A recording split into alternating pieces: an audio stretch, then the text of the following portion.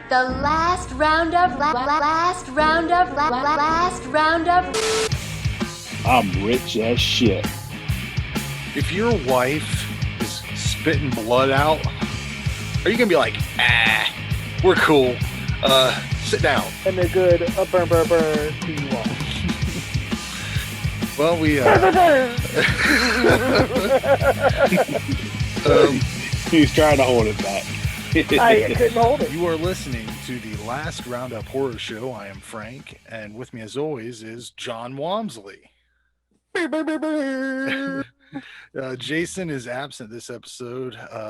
He will be back for the club next episode, so look forward to that. But joining us this time from What's the Word with Jay and Trent and Chiodos is Jay Arcos. What's going on? Yeah, he said he's a horror fan and would like to come on, so I threw the movies at him. He watched a couple of them. We're going to talk about all of these feature films, and he can jump in wherever he likes, I suppose. There's some interesting stuff to talk about, but That there is. Welcome on, Jay. Thanks for the invite, man. Let's rock and roll. Most definitely. Let's do this. So we're going to just start it right out of the box with the movie that I have the most to talk about, which is Phantasm Oblivion from 1998. This is the fourth Phantasm movie. They work it right into the title in a really kind of a cheesy way with the IV right there in the middle. But I love it. The summary for this film is really simple. Mike travels through time and dimensions to find the tall man's origins. Written and directed by Don Coscarelli, as always. Normally, Jason would have some release information. I'm sure, it's out there if you want to get it. I don't know. I don't know if it's out of print. Yeah. You can definitely buy the Phantasm set because I was eyeballing that, and it's a little pricier than I want to pay. I don't know which one is it? Is it the ball one or is it the old the first box one? It's the first box one, I believe. I don't know. Price tag. I can't remember how much it was. I know I wasn't gonna pay for it though. Not right now. I definitely paid $100 for it. I'm pretty sure. It was around there, around that ballpark or something. And I was it's for the whole box set. Yeah, it's for. I think it's got Ravager in it too. The last one. So, but yeah, I got to say. It looked like I was riding the line, I was like, yeah, it's a really good set of movies. But little trivia for this: at the end of the last movie, there was a character named Tim. He was like the highlight of the movie. He was this little kid. He was badass. He was still alive at the end.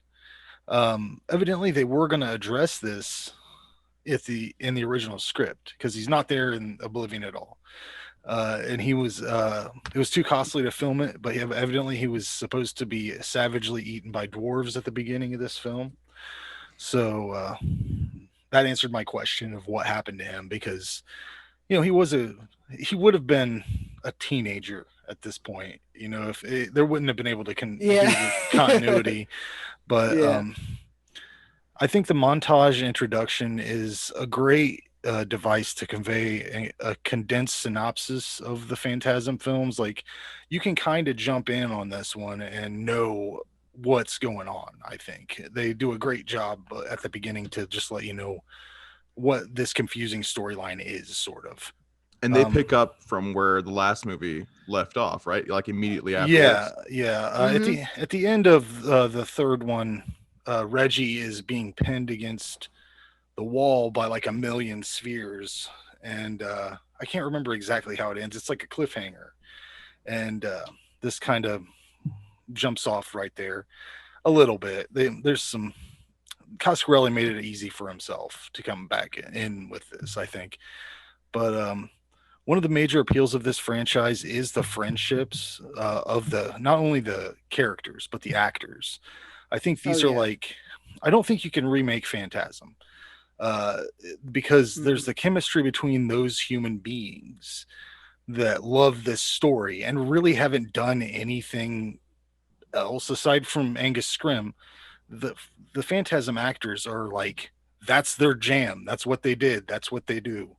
Am I wrong, John? Do you feel that way? No, they've done Michael Baldwin's done a few things like writing and producing and behind the scenes stuff. He's acted in a few things.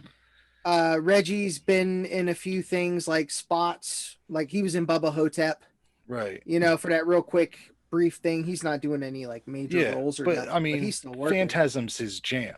You know, like there. Oh yeah, he'll that's the drop thing. whatever he's doing to do And Phantasm. unless you could somehow generate that same exact chemistry in a reboot, I don't think you can. This film franchise is watermarked with the spirit of those actors and the crew and the cast and Don Coscarelli, and I just think it's a unique piece of science fiction horror altogether. And that's rare, right? I mean, you don't really see that. I would recommend, if I don't know if you've seen any of the Phantasm films, Jay. Have you seen any of them? I've seen some scenes from this one specifically, which I'll comment on. But I know you're a Star Wars fan, right? Like, I am, yeah. Okay.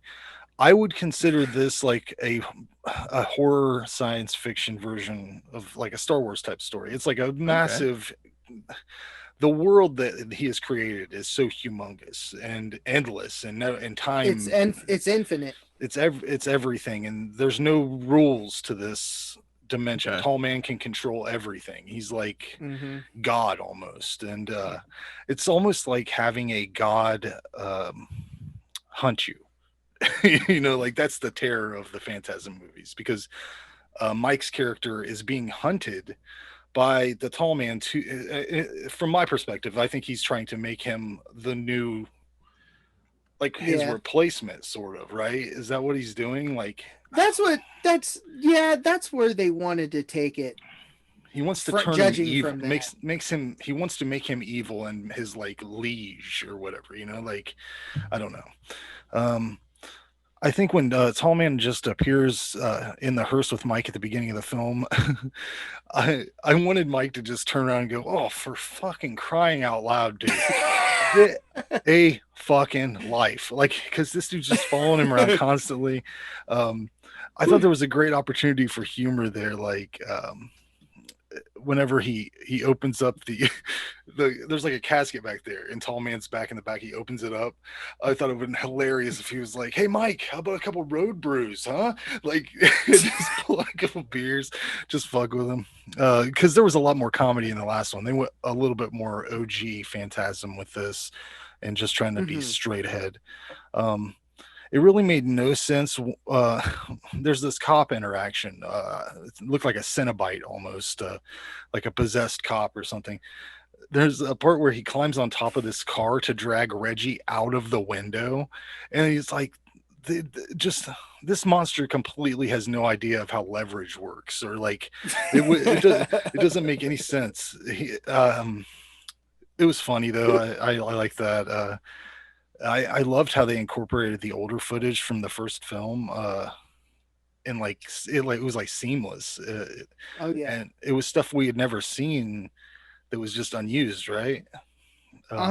Yep, it was just stuff that was on a reel, and he found, you know, this budget was like, I don't even think it was $1 million for this movie. Yeah, maybe $1 million, but no more than that, and that's why there's a decent amount of filler. But it's old.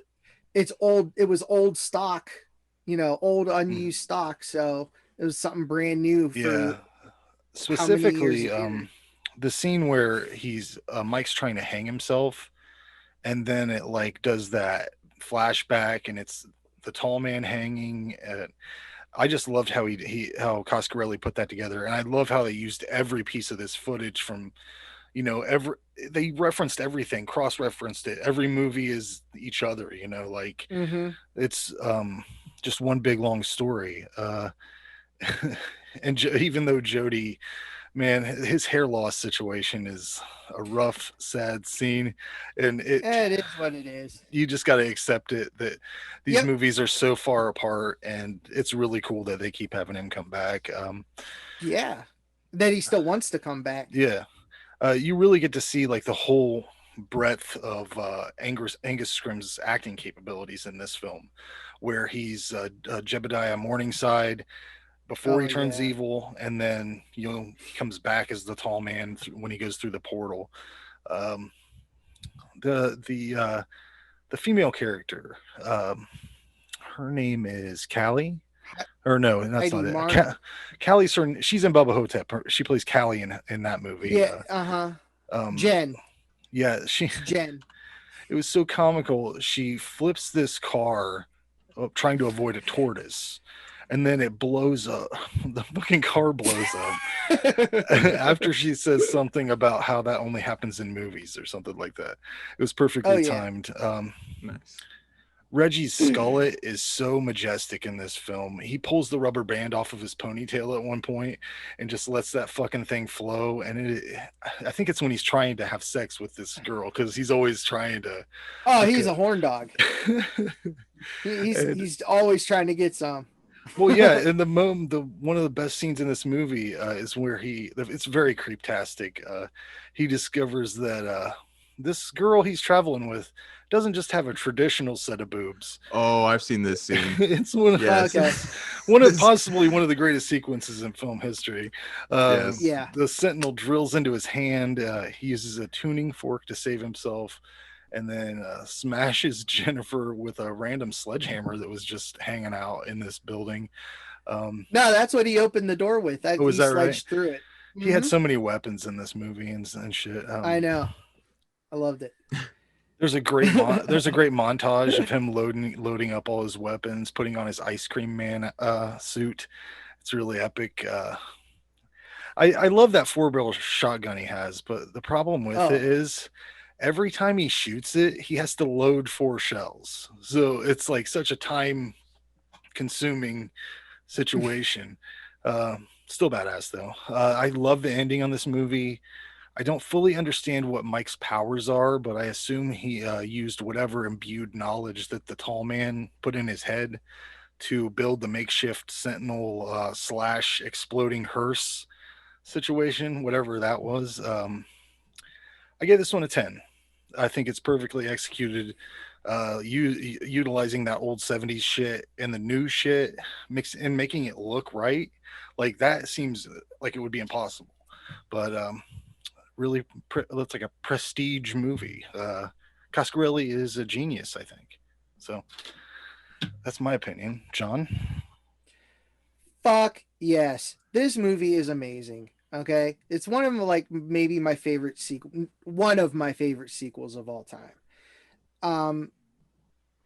I saw this when it came out, not in the theater. I don't even know if it had like a very limited theatrical release. Like, I don't even know where it was released, but I was 17, saw it in the video preview magazine at the video store, and I was like, all right, man, this is fucking it. This is the one. Mm-hmm. It didn't end in 3. I thought it was going to be done in 3. Nope, this is it. This is it. This is the one. Mike's going to beat the tall man and all that kind of stuff. So never beat the tall man. No, never, except in brackets. Apparently.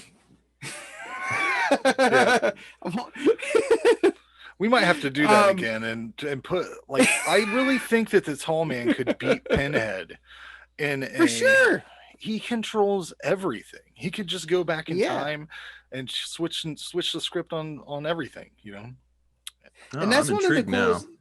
Oh, that's one of the coolest things is like the tall man starts off as an alien, then it evolves into something like maybe he's death, maybe he's Satan, maybe he's some like Lovecraftian overlord. You know what I mean? But you never get a whole package of what he is. Ravager, you know, there's theories about that, but we won't talk about that now. But you know, there's a lot of theories about that. You mentioned the opening sequence. This is my favorite opening sequence of the series. Yeah, that overture, that music, holy shit, that build up. Tall man, another cool thing about Angus Scrimm, he got so much cooler looking as he got older. Like the more like wrinkles he developed and stuff, like the better he just looked so cool. Oh yeah. Like especially when they're flashing on him. And at first you see him like smile a little evil, and then you see the tall man face, and then the spheres floating by him like he's the fucking commander. Dug that. I wish this soundtrack existed on vinyl. I don't know if it or shit, like, even as MP3. It's probably very expensive. Yeah, I would imagine. If it was ever even released. If it was ever released. Yeah, this one, like I said, I saw it when it came out, and then that was 98, and then how long between then and Ravager? So I've been beating my head across, like, trying to figure out what this movie means, what the ending meant, and all that shit. And the only thing I can come up with is that, the whole ice cream thing was in another dimension. One Mike dies, maybe another one hears the last couple things. You know what I mean? Like, there's infinite dimensions in this movie. Like, you saw all the space gates or dimensional forks, whatever you want to call them. That was popping awesome. Up. That was awesome. Dude, I lost my fucking mind when I saw that when I was a kid. Like, I freaked out. It's one of those, like, it was so, like just the image it was of surreal. those, the image, yeah, exactly. The image of those steel, just miles of it. Perfect chrome, perfectly like chrome, like an album cover or holes. something. Yeah, dude, it was so awesome, so amazing. I love the small cast. I love that the core was there. The only noob was the zombie cop. Well, no, he was Bob Ivy. He's the stunt man. So yeah, I'm talking character wise. And then Heidi Marnhout with the sphere boobs, which was amazing. I love that scene. That was so good. And then when he did the thing with the tuning fork, I was like, oh my god, that's okay, great, he's gonna use it. We're gonna use this so much. They hadn't brought that in since the beginning, I don't think, right? Like the actual tuning fork. I thought that was really cool to bring that back. Yeah, that was really awesome, and it seemed like it would have been a badass kind of weapon. So quick story about like Oblivion and stuff is, after 3, the original sequel was written by Roger Avery, like Pulp Fiction Roger Avery, right? It was this big apocalyptic fight. It had a plague and all that stuff. Remember that LA scene where he's just walking? Jody says there's a risk of infection. That was like a snippet from that script. And it was like Bruce Campbell was going to be like this Marine, and they go to the tall man's world, and there's like they find out what he really is and everything. And I mean, obviously, it still doesn't end well for Reggie, but right. But I got a copy of the script. Like I bought it on eBay. It's probably a fake, but it's like a copy of the script, right? Not like an original, which would be badass. But it was a good read, and that was all I had before before Ravager, because then they changed the name. It was Phantasm 1999 AD. Then it was Phantasm 2012, and it ended up being Phantasm 2013. And they even used a tiny bit of it in Ravager in a few scenes. I think I read that somewhere. I'm really looking forward to getting to Ravager, because I've watched that one time and I didn't like it very much, but I can't imagine that it doesn't at least clean up some of the story or something. I don't know. Maybe it'll make more sense. I know the special effects I had some issues with. I can't remember exactly what it was, but I almost feel like they had less of a budget for Ravager. I think so. Probably to finish it. Maybe. I know one of my major issues with Ravager is that Reggie has a katana on his back that he never fucking uses ever. It's like, why show it to me? Why act? Why even act? Like you're gonna fucking use that, Yeah. Anyways, it just looked cool. But you know what? I've seen Oblivion like numerous times. I love it. But I just noticed something while I was watching it for this review for the first time. When Reggie is done with his tires and gets in the car, I always thought it was Jody sitting up in the back, because that's who it is. It's one of the gravers with the gas masks. Oh yeah. It's up, and then he as soon as he shines a light on him, it turns into Reggie. I don't know if that's on purpose. It has, or it was like, oh shit, Bill's not here. I need a fill in, and there was that guy, the guy with the gas, the one gas mask. So that was pretty sweet. This is a 10. Like this had so much happening, and while when I first saw it, I was so mad because I was like, this explains nothing, except the how the tall man came to be, which I thought was pretty awesome. Yeah, seeing Angus Scrimm as the guy. And if you watch it again, if you didn't notice, you know how he always has that red tie tack? Yeah. Those were his cufflinks when he was Jebediah Morningside. So you see one very clearly on his left. He was almost, he comes around. He was almost creepier as Jebediah though. Like, because you were waiting for him to tall man up for a second, offering me some lemonade and whatever. But yeah, I noticed he was just a kindly mortician. With the woman that was there on his porch, she looked exactly like the fortune teller from the first movie. I don't know. It's supposed to be her. Oh, okay. Yep. Like she lived like that long until Phantasm 1. Yeah. Right. So yeah, that was crazy. I loved how that whole laboratory they had set up for him. And the old like dimensional fork. Looking, that was so cool.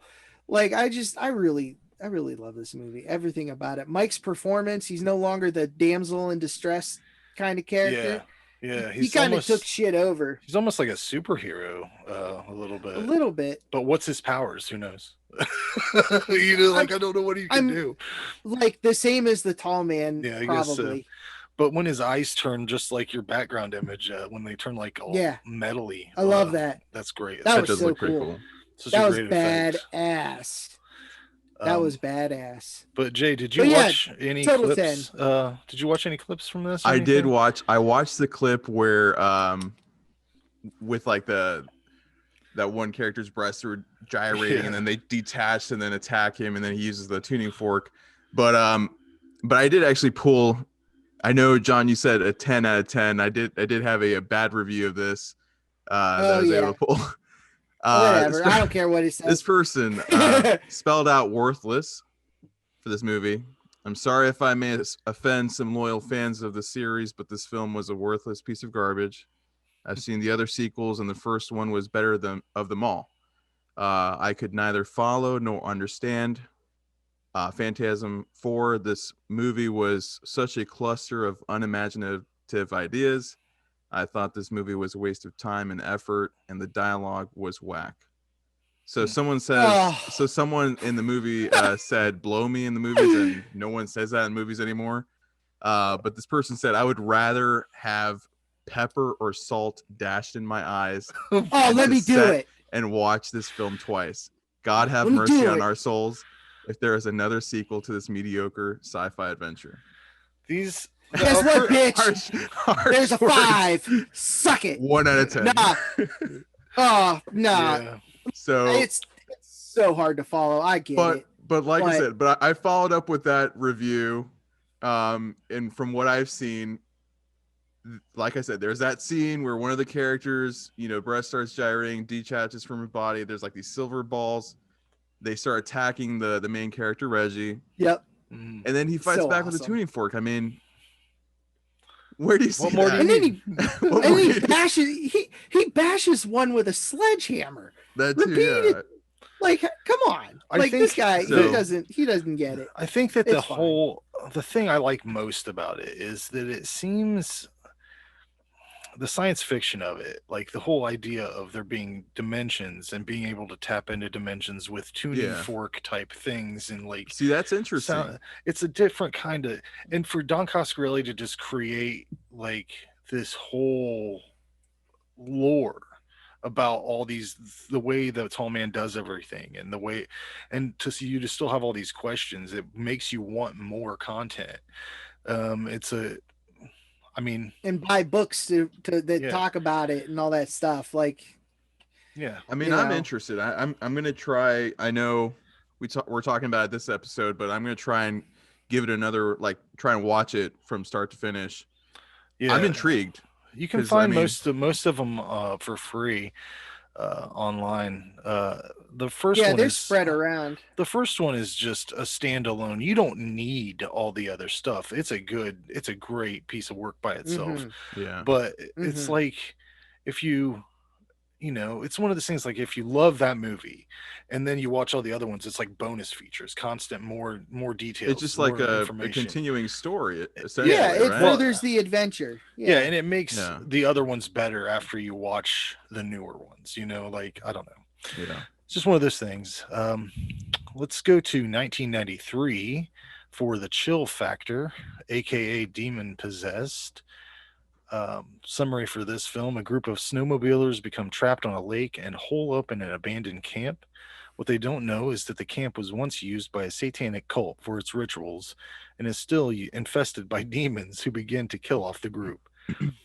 Directed by Christopher Webster, mostly known as the producer on films such as Hellraiser, Hellraiser 2, Heathers, Meet the Applegates, a bunch of other shit. Huh. Written by Julian Weaver.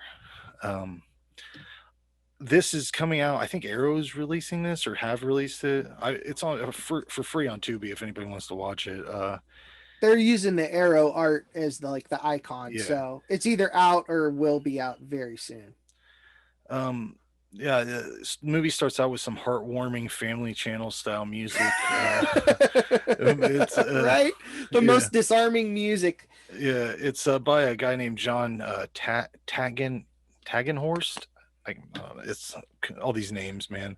But it's got a great voiceover. I really like the voiceover that comes in. It's Barbara Clayman, who's she hasn't done any real acting or anything. She's a renowned casting director. Yep, I saw she- that too. Yeah. she cast The Changeling, Iron Eagle, Meatballs 3, 976 Evil, Beastmaster 3, Silk Stocking, Sliders, much more. I do like the soundtrack to this movie. I like it a lot. Even the family channel stuff, I would listen to it.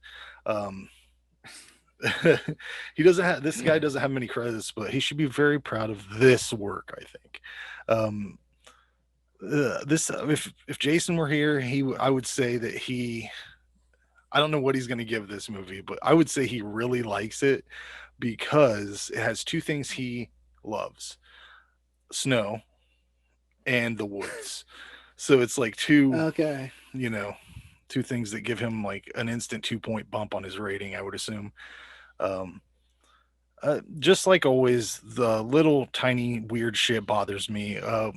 When they get to the bar after the extensive snowmobile intro sequence, they open with a shot. The first shot you see inside this bar is a bartender pouring beer from a pitcher into glasses, and it's just the hugest fucking mess. It's just like she's pouring, it's going everywhere, and I'm like, if you went into a bar and saw someone just fucking pouring it all over the table and shit, you'd be like, I'm going home. I'm going away. Yeah. What is this? It just doesn't make sense, especially since it's draft beer. So normally they would just take it right from the tap and not pour it into a pitcher and then pour it into. It was solely for the shot, It doesn't make sense. Was it just me, John, or did the character, was there like some weird incest shit happening between? Yeah. I didn't know. Yeah, dude. He like grabs There his was some sister's weird ass, shit. right? That was in the Not restaurant. like he is like to the right of just above the butt crack. Like he's close. It's like low hip.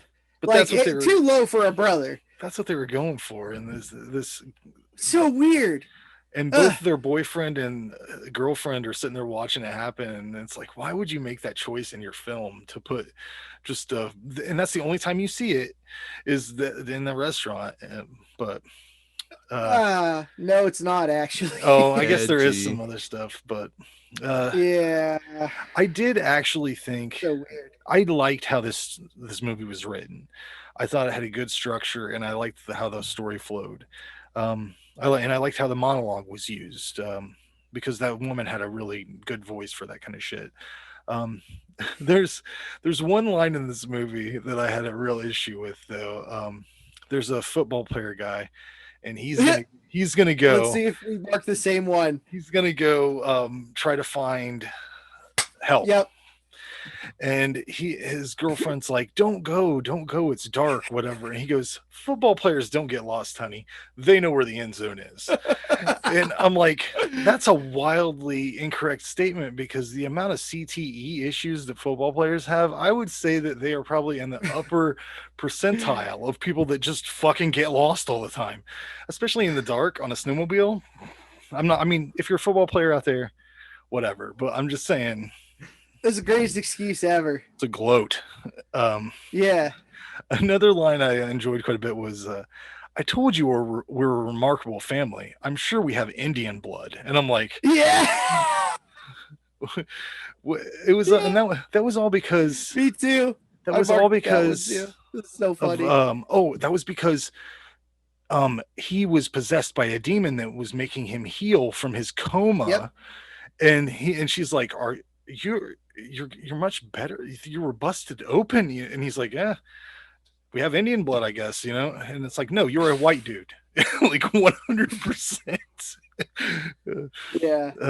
I think the kills are simple but stylish, sort of serviceable for a movie that didn't have much of a budget. I like how they used the shadow priest kind of thing too. That was kind of cool. The ceiling fan kill was just as schlocky as things. I mean, I assumed things would be in this. You just see blood splattered on the wall. I like the icicle kill. I thought that was cool. Don't see that a lot unless you're watching Final Destination or some shit. The most underwhelming kill was the volleyball net that hung the one girl. That was his sister. Yeah. One of the most bizarre endings you'll ever see. This dude who's been injured very badly through the whole movie seemingly gains power from his friend's death as he becomes possessed by an old priest, and he grows his fingernails out really long. He has some really weird sex with the main female character, and then we have a long snowmobile race. Like this, what happens is this girl's running from this dude he's on snowmobiles. Oh, and then they go past where the guy died, right? Or she does, and then he comes back a lot. He's like there, and he comes back alive at that point. It doesn't make sense.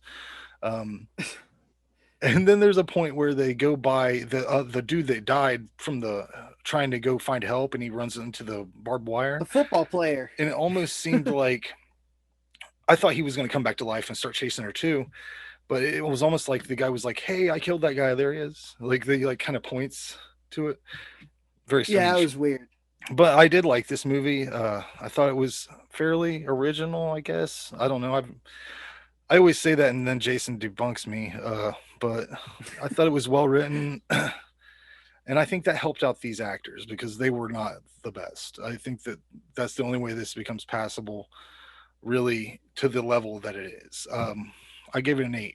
I recommend it for anybody who likes 80s, 90s stuff, like schlocky kind of slasher shit. I might pick it up someday. I don't know. John, what do you think? Well, I don't share your glowing opinion of this film. I understand. I did like, yeah, I did like the opening music. That was funny as hell. I was like, they're just giving me Cannibal Holocaust. I hope, because that starts out with real gentle music with a shot of the island, and That's classic. so that was, I thought that was funny. Yeah, the whole brother sister thing is just too weird, and it got amplified as he was possessed by the demon. Like, have you ever seen a movie that uses incest and makes the story better? I mean, all I think of is what is it, Sleepwalkers, or is that what the one? Is that the Stephen King one? Yeah. Uh-huh. That's the only one I could I think like that of movie. And I don't think that the incest stuff makes it better. I think you could cut that out. No, it was just weird. Yeah, it was just weird. It didn't add nothing. It was just weird. Never And, will- it and his never will. girlfriend was just like, oh, she just got a look on her face. I was like, oh, all right. This Wouldn't guy. you say something though? Like if you were, Yeah. if you were I'd be sitting like, there, what the fuck? hey, don't grab your own sister's ass, you weird fuck. Yeah. Yeah. What the hell? Wedding's off, douche. Later. Deuces. I'm getting out of here with my snowmobile, which is probably where all the budget went to, where them 4 snowmobiles and the one they had to wreck. They were wrecking all those fucking things because I don't think that's how you're Yeah. supposed to ride a snowmobile. I mean, there's probably like sports snowmobiles that are made to like jump shit. I don't think these were the case. I think they found those on, you know, on some newspaper for sale, you know, in the help wanted section and shit. Yeah, it's super old. They're you know. they're snowmobiles for moms is what they look like to me. But A momobile. yeah. All right, like the couple things I did like was the girl getting hit by the fan. That was crazy. That was nuts. Like what the It the was hell? literally I could just I can almost see in my imagination like the production of that. Like if you were standing behind it and watching it, just some guy throwing meat and blood at the wall. That looked awesome, by Yeah. the way, though. That looked that was super good. cool. Yeah. You know, just like it just ground her up. I thought that was really fun. What about when they're playing with that that fucking gaudy ass devil's eye thing, right? With the blonde genie, she gets blown away, and Karen's like, "It was just the wind," and she's helping her up, but she got blown like feet away from the table Yeah. against the wall. I love You know? shit like that. Like, There's nothing yeah, better it was. than someone seeing something supernatural directly in front of them and then denying it immediately. Right, and I'm with you there, but like this movie just really didn't do it for me. I can understand. It wasn't, you know, it just it's. I'm sure it has its fans. Arrow wouldn't release a stupid movie I'm a just so fan. one person I would mean, buy it. And So- maybe it was just the day I watched it. I was in the right mood to be hanging out with these snowmobile kids and going back to the 80s, man. I just love going back to the 80s. Maybe that's it. Maybe I'm just But like, this was '93. yeah, but it felt like 80s to me, like really hardcore. Exactly. That's what I put in my notes. I was like, this is the most '80s, '90s movie I've ever seen. Yeah. Even their styles, like their clothes styles. And I'll be damned if yeah. that bar wasn't straight out of 1985. I mean, come on, man. Everything was Yeah. made of wood paneling. I think some of the people were, in fact. Oh, the Great White North. But The icicle death was cool. I thought that was cool. Oh god, that ending where the demon gets run over by that goddamn snowcat, and the guy's and like, the "Whoa, dude's I can't-" watching. Why couldn't he The dude's stop? just watching it happen. Yeah, I mean, by this time the head already came separated from the body. Mhm. I mean, that happened like right away because of the helmet. It got kicked off by a tread. Yeah, this movie, I mean, I gave it a 4. I watched it twice to see if like I Wow. missed something. Yeah, I watched it twice to see I if told I you, missed man. something. If you don't like it, just go with your gut instincts, man. Because Yeah, but my taste is you know, trash. I usually, yeah, but I like trashy shit too. You know what I mean? But this Yeah. was just like, this was boring. This movie had, like I said, aside from a couple funny parts, this movie was kind of boring. It wasn't I for can me. see that. Yeah. Jay, what do you got a bad review there? I do. So I do have a bad review. This one I actually didn't see any scenes from this movie, Yeah, but and you don't need to. There's an icicle that goes in a dude's eye at one point. I mean, but And this that looks person cool. But this person gave it 1 out of 10. Apparently there's rampant racism in the movie. In the first 15 minutes of the movie, we hear this is quote, we hear ignorant white people casting aspersions about African Americans twice. The first comes from a patron in the bar who makes fun of a white man for dating a black woman. The second comes from the woman's own boyfriend when he says, quote unquote, I fell in love with the only black woman who sings off key, quote unquote. Forgot about that line. Yeah, that's really soft though. I mean, Yeah, it could have been way. I wouldn't say it was rampant. Yeah. Well, also, they mentioned that the characters kept referring to the snowmobiles as sleds. that's true. Yeah. And Well, I mean, they're when you're not in the lingo, synonymous. man. yeah. Oh, really? This Didn't is a sound cool, though. snowmobile pro over here.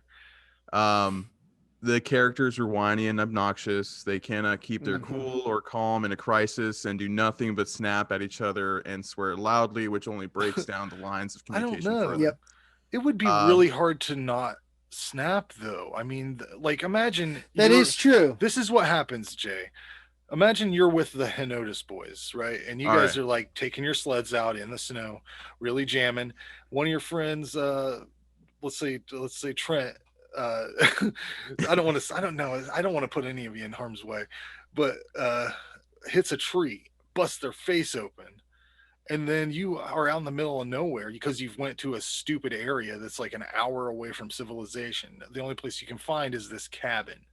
Okay, things are going to get tense, right? Like, you're going to start fighting with all the guys. I mean, because your friend is essentially in a coma. So Right. No, I And do they're get moving that. his head all around. They kept moving his head all around and shit. yeah, Like, That's gently, some tense but shit there. all around. That was so funny. Is there more of the review? Yeah. So in a nutshell, bad special effects, terrible cheesy soundtrack. Something about if I hear that awesomely 80s country song again, my ears will literally bleed. Yeah, I think I know what he's talking about. Forgettable characters, a narrator who sounds like he or she smoked 3 packs a day from birth. That's true, kind of, but a non-ending, rather the movie just stops with no real explanation as to what happened or why. I am so glad that this awful flick is over. In fact, One to out of that 10. point, the girl at the end of this movie just goes away, runs away from everybody, doesn't ever tell anyone what happened. She even says in the final words of this movie that she doesn't even tell these people's family what happened, which I don't know how you would really. How So would she you be witnesses the entire events of the movie and then she just up and leaves. But it would be really hard to call your friends, like family, and be like, listen, this is really hard to explain, but one of our friends died, essentially became reborn as a demon, or kind of a demon, but no, it was more like a priest, but he was evil, and he used his magic powers to kill all of our friends, including your child or loved one. I mean, it would be. Have a nice day. Yeah. And then they'd be like, wait, was there a police report? No, because there was a cop there and he wanted to know what the dude under the machine's name was. And I just bolted. Yeah. But let's go to 1981, An American Werewolf in London. Summary for this film: 2 American college students on a walking tour of Britain are attacked by a werewolf that none of the locals will admit exists. Written and directed by John Landis, who everybody should know. He did Kentucky Fried Movie, Animal House, Blues Brothers, Trading Places, not Trading Spaces, Spies Like Us, Three Amigos, and much, much, much more. This movie is available all over the place. I believe I rented it from Amazon. The trivia on this film is so dense that if you really want to know some additional fun facts, go ahead and do your own research, because it's so dense that I couldn't even pull highlights really. The whole premise of this movie, I would never find myself in. So maybe that's why I never really found it that scary, because I would, first of all, never be backpacking anywhere in Europe. It's just not my style. So right out of the box, I've seen Hostel. Just my anxiety, my intense anxiety. My intense anxiety would prevent me from even crossing the ocean, or going out of state. Really, I'm not leaving Ohio unless I go see John. So there you go.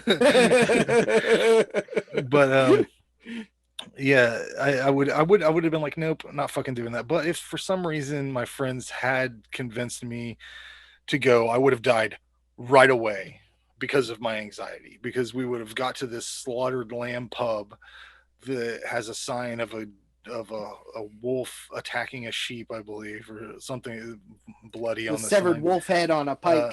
I would have been like, we don't really need to go into this aggressive looking place. But if I would have got if I would have got through that door, the immediate awkwardness would have made me fucking immediately go outside and get killed by a werewolf. So like I wouldn't have hung out with all the fun crew in there. But even if I had got past that awkward stage immediately, whenever my friend points out the sigil on the wall, I'm like, fuck you, dude. I'm leaving. It was starting to get comfortable. The guy was telling a story, and then you fucking point out their weird witchcraft shit. I'm gone. I'm gone. They could have stayed there and just chilled out and been like, having their tea, whatever. Play some darts. We're having jokes, and you fuck it up. Yeah. Do some bar shit. Yeah. I think that the police officers in this movie are some of the worst detectives ever, because the scene of the crime essentially is there's a dead man who looks like he's been mauled by a fucking werewolf, and then a naked guy that's completely unarmed who's been shot by locals. I don't care how fucking crazy you are. If you do not have a weapon, you cannot tear into a man like that as another human man. I mean, it just you would have looked into it a little bit more, I don't understand why the locals don't want anyone to know there's werewolves. That seems like some shit that you'd be like telling people right out the gate as soon as they walk into your pub. Hey, listen, we'll let you know there are werewolves around here, and then you'd laugh it off, and they'd be like, no, seriously, fucking werewolves out there. There's a point where they keep checking in with this kid in this these kids in this hospital and stuff. And there's this one kid, and it stood out like a sore thumb to me. This is another little thing that bothered me. He's reading a Laurel and Hardy comic.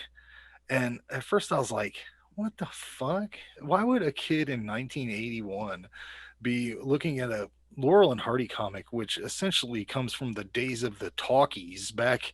My grandpa was huge on that shit, but this 7 or 8 year old kid reading this shit, and I looked it up. I went a deep dive on this. That shit came out in 1980, so it would have made sense that he was reading it because it would have been some shit that popped up on the fucking newsstand, And I guess what happened was, this is the story on it. Bozo the Clown, Larry Harmon, had that cartoon on his TV show, and kids in the 80s. In the late 70s loved that shit, and then they did a comic book spinoff. So that's like I don't know. Nice. I had to mention it because I did all that work for no reason. The nurse character seemed really familiar to me, so I looked her up. Her name is Jenny Gutter. That has to be how you say it. I say Augeter. Augeter. I say Jenny Augeter. Yeah. And I was like, where did I see her from? And then I saw she was the female lead in Child's Play 2. So that was like, yeah, I remember. I looked at the photos. She's in Logan's Run, which I've never seen, but I knew I had seen reference to her in that. But the thing I know her from is a show my wife watches called Call the Midwife. She's like one of the main nuns on that show. Yeah. Cool. I love the dream sequences in this movie. I think is really cool effects, really fun schlocky gore segments. Some of the masks are bad, but they're fun. It's just like science fiction. There's the Muppets are thrown in there. There's a lot of machine gun fire. It's just crazy. And when Jack keeps coming back, and he keeps coming back, he's mauled, and he keeps coming back looking shittier and more rotten. And I love all those sequences. And I think that if they would have taken these two characters, like these just these two actors, and put them in like a buddy comedy or something like a TV show, I would have watched it. They had really good chemistry together. The fucking scene that made me laugh out loud is when they're in the subway and there's like, it's just wall to wall punks. I was like, I could not imagine. Like how this dude was doing so well with this girl. I don't know. Like that would have been a rough situation to be doing goofy shit in. I would have been real nervous. Of course, my anxiety and all that. But did Not to anybody? mention the anxiety. Yeah, I mean, it would be hard to On top of all of that. be Yeah. trying to goof around with a girl while you're surrounded by just wall to wall crust punks. Did anybody notice that Rick Mayall, Rick Mayo, how do you say his name? From Rick the Young Ones, Mayall, I think. Drop Dead Fred. He was in the pub playing chess. I don't think he had any lines, but I was like, that's fucking Drop Dead Fred right there. I had to pause it and look. Yeah. I don't know why anybody in this area doesn't want people to know there's werewolves. That's the only flaw I see. But another thing I thought was weird about this movie is that all the songs have the word moon in them. Like it really is a hat on top of a hat. It's very strange. That's some John Landis. That's some Yeah. John Landis shit. I love the transformation. Of course, it's legendary. Oh, that's a memorable scene. It's one of the most. Oh, for sure. known, Yeah.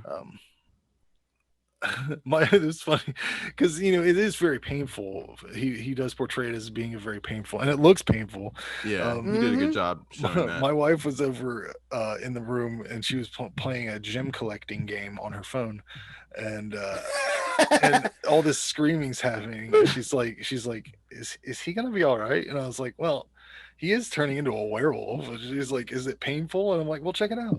It's like when his fingers are getting all Yeah. long. It did look very painful. Yeah. I think this movie has one of the best lines of dialogue in any film. A naked American man stole my balloons.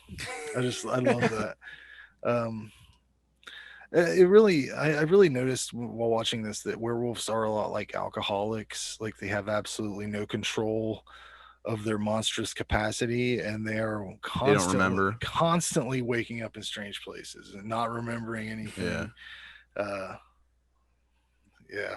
Another person I noticed in the cast was Sidney Bromley. Did anyone notice him? He played the character Alf, and he was in Neverending Story. He played Ingy Wook, the weird little old guy that gives him the potion.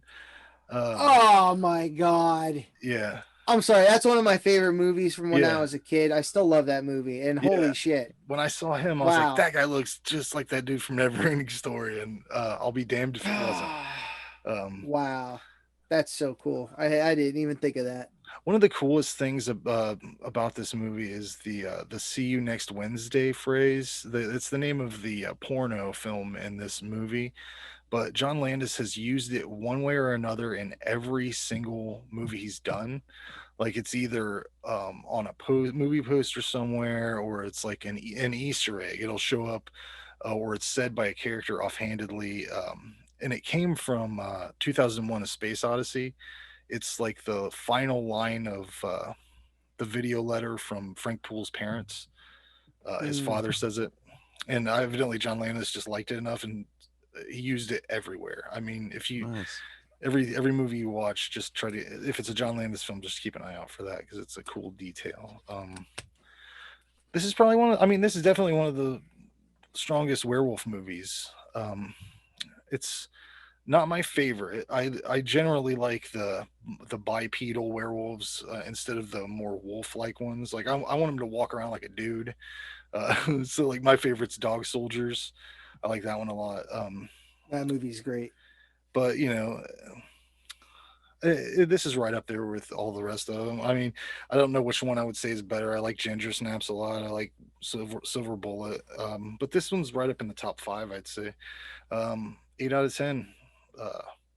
I love that they throw the Silver Bullet shit right out the window too. That's really cool.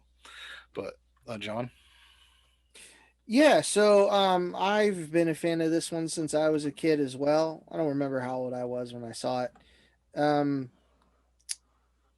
I mean, it's a legendary horror film. It's pioneering special effects in this. The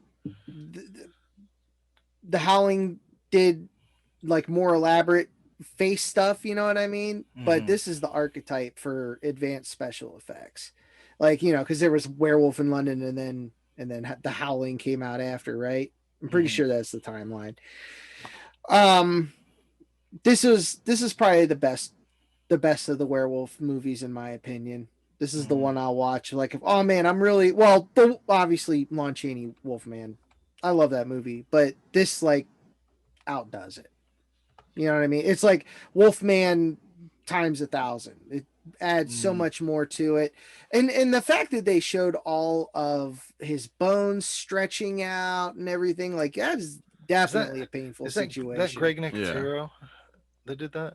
No, Rick Baker, Okay, and who did the Howling? Rob Bottin. I think I remember hearing these did come out really close together, and what I heard Mhm. was maybe Rick Baker gave him the other job because they both wanted him at the same time.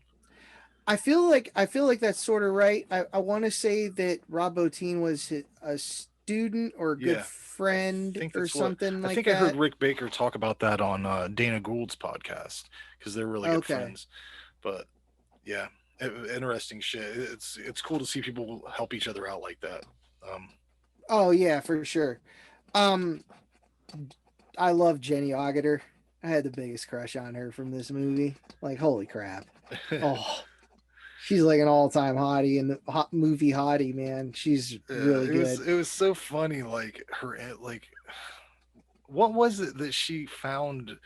Was did she just like instantly fall in love with this dude kind of? Because that's what it seemed like to me. Apparently, Like, apparently, like maybe she felt bad for him losing his friend or whatever, or no one believing him. I don't know. It was just yeah. she was all over him like She, immediately. Oh yeah, and that was so awesome. The cat, everyone, I love all the acting in this movie. David Naughton was funny. Like he played his part really well.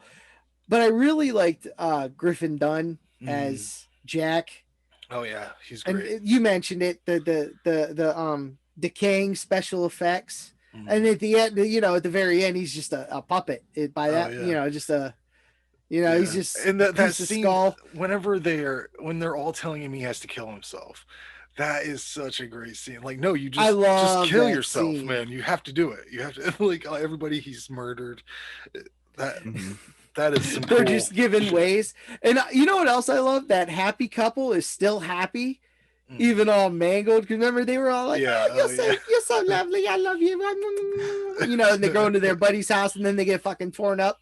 Like, I love that they're still all all fucked up smiles in the theater still. Oh my God. It's so funny. That's such a great scene. Mm. The dude that got killed in the subway, he was in Return of the Jedi. He was the white dude in Jabba's palace. His name was Bib Oh, Fortuna, really? but they never say his name. He's like his Mhm. his prime minister, if you will. Yeah, he You know, looks his kind number of. two. I don't know what he is, but he kind of looks like a Twi'lek or whatever. He's got. That's what I think too. I think that's what he is too. Yeah. But that was just a little bit of nerd trivia there. That I like that they base it in quote unquote reality because they reference the Wolfman. Mm. You know, so it's like meta. You know, before there was meta. Yeah. Let me see. Yeah, I love the little kid, a naked American man stole my balloons. That's such a great line. That whole sequence of him running around, I'm the famous balloon thief. Yeah. Why would a balloon thief want to give me £2? Like Where would he that keep whole it? exchange. Yeah. I think that he lost some sort of advertising job because he's running around with his dick flopping around in this movie. I think that he lost some commercial campaign he was working on. I can't remember what it was, but check that IMDb trivia if you want. It's 14 pages long. In the very last scene of the carnage in the streets of Piccadilly Circus is pretty awesome too. Yeah. John Landis is one of the people. He gets hit by the car and goes through the plate glass window. Mm-hmm. it's real quick. It's like a blink and you miss it type Yeah. deal because his face is real quick in there. Have you ever seen his first movie Schlock, where he is it, or is that the one with the ape? Yeah, it was something called Yeah, the I've Banana seen Monster too. That's John Landis in that ape costume through the whole movie. Oh, okay. So that's how much he loves shit like this. I love finding he's such a nerd about everything. So Oh yeah, totally. I met him before. He's total nerd. Super energetic dude though. Super energetic. All the It's energy you could want. Oh yeah. Yeah, this is like in the upper echelons of horror history. So this is definitely a 10 for me. right on. Jay? Yeah, I'm gonna have to go with a 9 out of 10 on this one. I mean, so I'm not really a hardcore werewolf genre as far as like horror, but when I think of that genre, I mean, this is a movie that I've seen growing up, and in that one that I think about whenever I think about this genre. The acting, then you have the one scene that pretty much from like his transformation and how he portrayed it. I think he did a really good job as far as acting goes. As far as like the script, I looked this up. So the investors who were going to finance the movie, they actually thought that the script was too frightening for comedy, but too humorous for horror. So that was kind of interesting because you do have some lines in the movie that you have some humor in there, but well, they had problems by some of the theaters were promoting it. The maker of Animal House, like you put that, people go in, they're like, all right, it's from the guy that did Animal House. We love that. And then they see what happens. And then immediately there's a how long is it into it before that guy gets ripped up? Yeah. But yeah, but that's like, awesome. Yeah, but they like pioneered in that, like the special effects and the theatrics. I mean, yeah, I enjoyed it. Yeah, it's hard to do a werewolf movie. Like it either is going to be awesome or really bad. That from my experience. There's only a handful of really good ones out there. And there are a lot of movies. This is one of them. Yeah. Yeah. Let's go into 1988 for Killer Klowns from Outer Space. Summary for this film: aliens who look like clowns come from outer space and terrorize a small town. Directed by Stephen Chiodo, written by Charles Chiodo and Stephen Chiodo, the Chiodo brothers. Known for their special effects work in Critters, of course, all of those films. They also did Ernest Scared Stupid and repurposed some of these clowns. I don't know if you ever noticed that before, but there's the fat one and the tall one. I think they reused those in Ernest Scared Stupid. Is Trolls? Yeah. I guess so, huh? Yeah, I'll pull the picture up on the video version so people can see it. But cast highlights for this movie: Suzanne Snyder as Debbie Stone. She's also in Weird Science, Night of the Creeps, and she plays Brenda in Return of the Living Dead 2. Which, if you've seen that movie, you know who Brenda is because that dude is after her brain, man. John Vernon is in this movie. He plays Curtis Mooney. You'll know this guy from fucking everything. He's the bad guy in Ernest Goes to Camp. Not to bring Ernest up again, but he plays Sherman Crater on that. And even more notably, he's Dean Wormer in Animal House. Not to bring Animal House up again, but there we are. He's been in everything though. If you check his shit out, he's awesome. He's a great actor. Always good. He's a great bad guy. We got the wonderful Royal Dano, who plays Farmer Gene Green. I love him in Space Invaders. I love him in House 2. He's so good in everything, I would assume. And this is one I never noticed. I've seen this movie upwards of 24 times. I mean, my daughter loves it. We watch it all the time. Christopher Titus plays Bob McCready. I've known of Chris Titus since the beginning of me paying attention to stand-up comedy. And I've never put the two together, man. Like he's got glasses on. Mhm. I don't know, man. He's a Yeah, smaller, that was crazy. you know, smaller role, but this movie hits all the right notes for me. Like this is candy for me. This is from the opening licks of the theme song, which the soundtrack kicks ass all the way through. But I mean, the whole movie it was like it was made for me. Like it was. And funny story about this, I never saw this until like I was 21 or something, because it was so hard to find. It wasn't playing on TV. I went right towards the end of the VHS era when they were selling, when like Family Video was selling all their VHS tapes. I went to one in a local town and asked them if they could order this in, because I figured it's the end of the VHS era. They can probably order that shit in. I'll get it in, I'll $10, $20, 30, I'll even $30, back in those days. It was $200 because it wasn't available for retail customers. It was available for rental stores to rent it out, and then you hopefully make that $200 back, and then you start making profit. But yeah, when I finally was able to buy this for $10 on DVD or whatever the fuck it was, right? I bought it and I've owned it ever since. I was severely bummed out when I was researching this movie to find out that Peter Lacassi passed away. He played Paul, one of the ice cream men, my favorite ice cream man. He committed suicide in August of 2020. I hate it when that happens. I was like, I wonder what he's up to these days. Oh, fuck. He killed himself just a few months ago, like crazy. Royal Dano, a real treasure. I don't think they don't make character actors like this anymore. Every line he delivers is just a delight to listen to. When he says, "What in blue blazes is a circus doing up in these parts?" It's just like the way he says it. It's like candy for your ears. He's a real life cartoon character. Mooney too. Normally, I hate shitty cops. Like whenever I'm watching a movie, I'm like, that cop's shitty. He's shitty, but he's hilarious. He has no patience for the goth kid and his new wave buddy when they get caught drinking in the park. He's like no nonsense bullshit, but he's fine with drinking at work himself.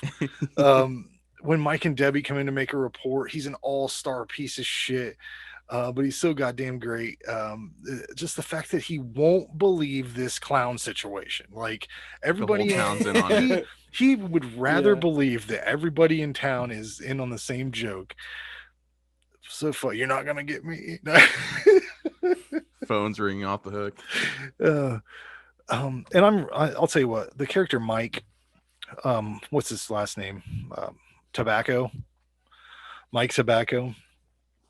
I am severely surprised that character not only has a girlfriend, but appears to be engaging in sexual relations with her, because he's one of the dorkiest motherfuckers you will ever see. See the Circus Bizarro. Like the fucking shit he says, everything's a comedy bit. It's like he would be the most annoying person. I don't think a girl would fall for it.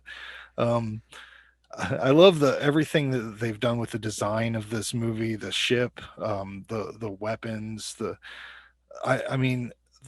these guys do such great work. The articulation in the faces of the clowns is fucking great. They know how to make a puppet, man, and they didn't spend very much to do this movie. It was $2 million, right?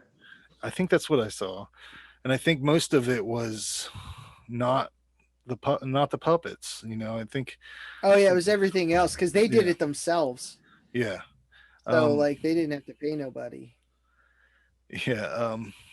I think my favorite moment in the movie is when the little clown punches the biker's head off. That whole scene. What you do? Knock my block off? Yeah. I love how he does the little dance, and then it's just fucking perfect.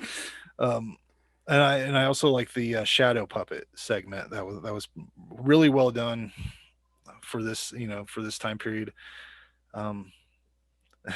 I think I when I was watching it, I'm like, I think I've identified the Terenzi brothers ice cream truck failure. They're trying to sell ice cream at night to adult people. If you are an ice cream truck driver, now this is going to sound weird, but you got to keep pedophile hours. You got to like, you got to hit, Jeez. noon on the weekends. Go through the suburbs. And you know these hours. Hang outside the school when you would go where the kids are, just like a pedophile does. You got to get them hooked on those Pink Panther ice cream bars. Oh man, those are shit, man. I like those WWF ones. Yeah, those are the best. The ice cream sandwiches are the ones. Yeah. For me, this is a 10. For no other reason. Because if I paid for a movie, if I funded, if I produced a movie, if I took all my money I have in the whole world and put it and got some more, because I would definitely need more, and paid for a movie called Killer Klowns from Outer Space, and this is what I got back, I would be extremely happy. I'd be like, you fucking did it. This is exactly what I want. So Fuck that's, yes. John? Yeah, this is once again, I saw this one as a kid. Now I've only seen this movie like maybe a total of 8 times in my whole life. It's not my go-to. I do enjoy it, but this isn't my go-to movie. There's so many good things about it though. Like this is, it's just a personal taste thing. I have if I'm like, oh man, what movie do I want to watch again? It's like I'm never thinking of Killer Klowns from Outer Space, Mainly, Still, I wouldn't either, but I have a daughter that insists on it, so that's cool. Well, that's awesome. Like, she always wants to watch it, and I think that's a little bit much for her. Me too. How old's your daughter? She's 6. So. Mine's 7, and she's always like, I want to watch it. I was like, I've let her watch. No. Same with my kids too. I've let her watch the TV version. Mm-hmm. I think it's less scary. Though. Yeah.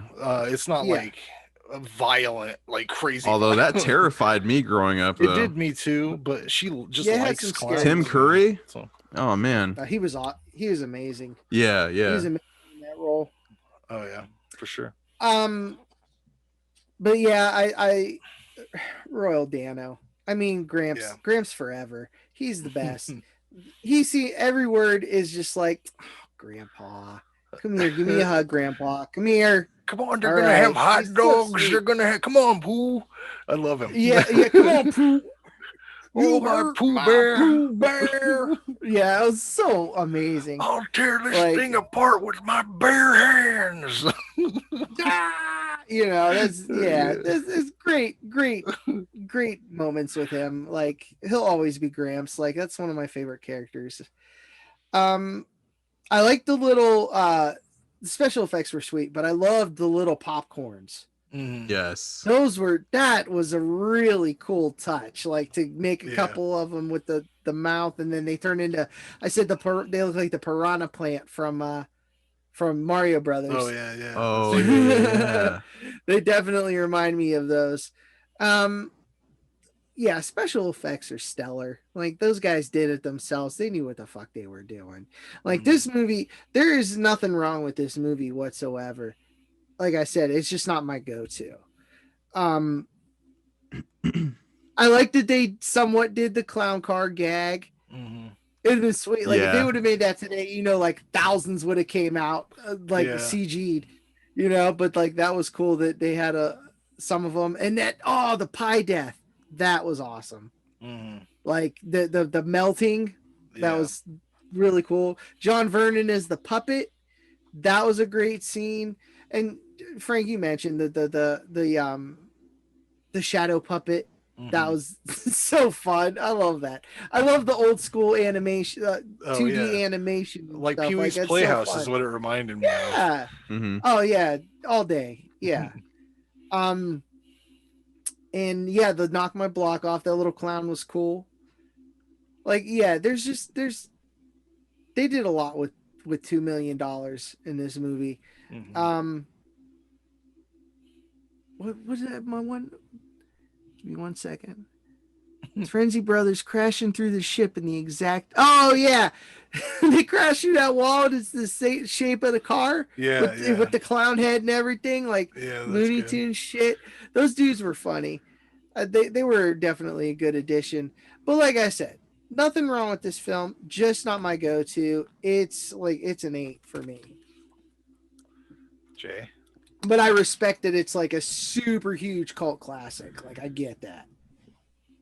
I'm gonna go with it's a 10 out of 10 for me, man. I have here that this is a fun fucking movie to watch. Like, it's awesome. I mean, for what they put into this, like for the budget and what they got out of it, I mean, you could tell there was a lot of heart that went into it. I mean, they didn't like take it too serious as far as like the overall plot, but like they had fun with it. You know, it was a very fun movie to watch. Yeah, I mean, going into it that they love these kind of movies, and that's yeah. The Killer Clown rock theme was banger, along with the rest of the synthesizer themes throughout the movie. One thing, the Chiodo brothers, they also did some work on Critters, right? Yeah, and then yeah, Team they designed the America. Critters, yep. And they did I didn't even know this, the claymation sequence for Large Marge in Pee-wee's Big Yeah. Adventure. Oh, okay. They're Yeah. thumbprints That's cool. on a lot of shit. Like, And yeah. as of recently too, the stop motion scenes in the North Pole, and the Elf movie. Yep, you can tell. So Like, whenever it's one of those things when you that- find out, that you're blew like, me. yeah, that makes I sense. was like, oh shit, okay. Yeah, they're still working. But yeah, I mean, bottom line, fun to watch. Clowns from outer space, shooting popcorn, concocting their kills and cotton candy. It was fun. I would, yeah, I'd watch this again and again. I'm sure I will watch it. Just watch it all day. Yeah, My kids enjoyed it too. I would love to see their planet though. I would love That to would see be what cool They to that see. keep place teasing a looks like. I sequel, agree. man. They keep teasing a sequel. I've seen it. Yeah. I Was that wouldn't with mind Netflix, seeing right? The planet. I was saw Netflix Netflix, that was was doing in. it. That's the most recent. They were thing I talking saw. about that. But it's been years they've been talking about it. The one thing that I wanted to did you see that thing they did at Universal? It was like Killer Clownsville or whatever. They had a whole area of Universal Studios. What? Oh, It was was like that a like a Halloween part thing. of their haunted house? Yeah, it was. Yeah. That's what it was. It was a Killer Clowns haunted house. But you just walk around, and I mean, it was creepy looking. Like if you walked around, they look just like, think about how easily that is to replicate, like in a costume form. They already had the molds. The Chiodo brothers could probably just come in, make a bunch of masks, and Mm-hmm. have it short in a week. Have a whole fucking cast of them. But they were all over the place. Like it would have been weird to walk around in that environment. Anyways, that's our episode for this time. Jay, I want to thank you for coming on. Thank you for having me. Yeah, thanks, Jay. I want to do a couple plugs for you. You guys in Chiodos have an EP coming up next month. Is that right? We do, yeah. It's expected to come out next month. We're finishing up on some of the last things, but we're really looking forward to it. It's our second EP. And it was all done like towards the end of last year. Last year we spent a lot of the time, especially with shows being canceled, with the pandemic going on. We just spent a lot of our time just working on new material and putting out a new EP, and this is it, against all odds and whatnot, but we're excited. It's a different kind of sound, but still to notice. So yeah, I've heard a little bit of the rough mixes. Trent sent me a couple samples. It sounds really good. The one song he sent me had such a great vibe. It was like real vibe. I can't remember the name of the song.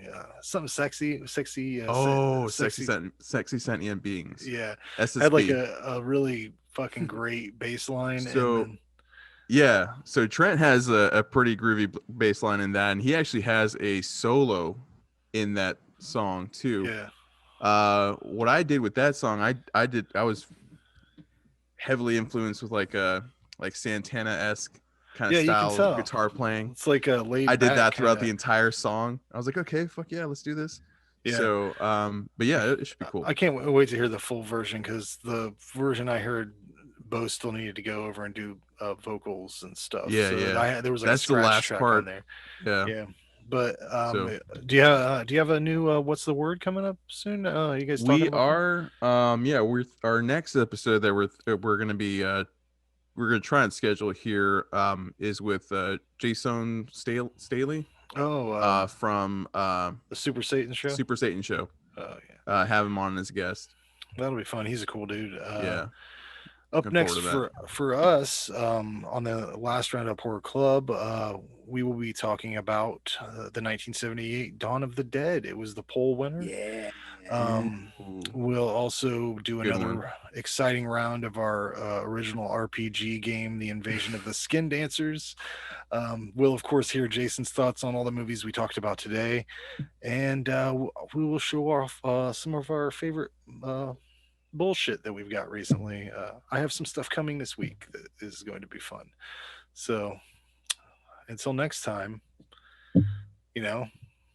keep it spooky, I guess, right? Is that our thing? Stay safe Right on. out there, you guys. Yeah, wear a mask, stay safe. assholes. Yes, wear a Do fucking it. mask. Yeah. Jeez. And Biden is your president. Yeah, yeah. Biden. There you go. Beep, beep, beep.